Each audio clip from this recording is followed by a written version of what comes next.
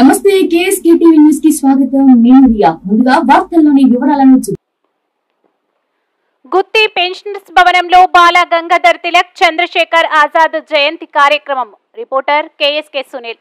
అనంతపురం జిల్లా గుత్తి పట్టణంలోని పెన్షనర్స్ భవనంలో మంగళవారం పెన్షనర్స్ నాయకులు, ప్రెసిడెంట్ అబూబకర్, అదనపు కార్యదర్శి జెన్నే కుల్లాయిబాబు ఆధ్వర్యంలో స్వతంత్ర సమరయోధులు బాల గంగాధర్ తిలక్ 168వ జయంతి మరియు చంద్రశేఖర్ ఆజాద్ 118వ జయంతి కార్యక్రమాన్ని నిర్వహించారు. ముందుగా స్వాతంత్ర సమరయోధులు అయిన బాల గంగాధర్ తిలక్, చంద్రశేఖర్ ఆజాద్ చిత్రపటాలకు సెక్రటరీ రామ్మోహన్, అదనపు కార్యదర్శి జెన్నే కుల్లాయిబాబు పూలమాలలు వేసి నివాళులు అర్పించారు.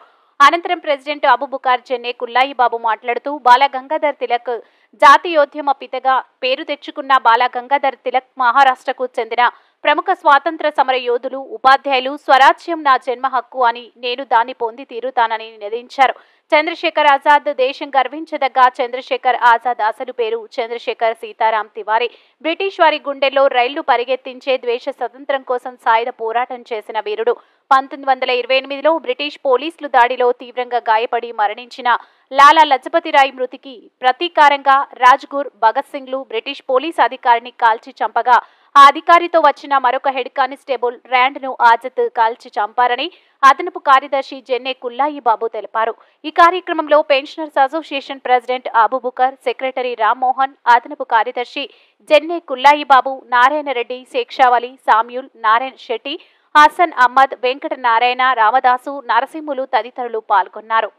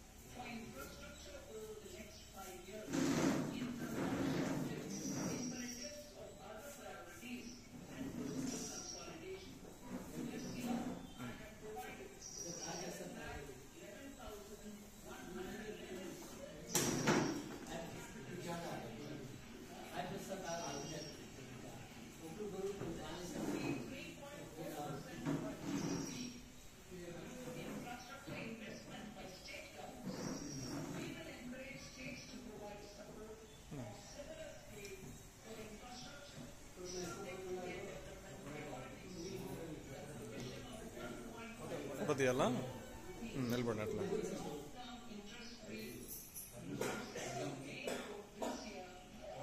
ఓకే చూశానండి, అన్నీ చేశాను.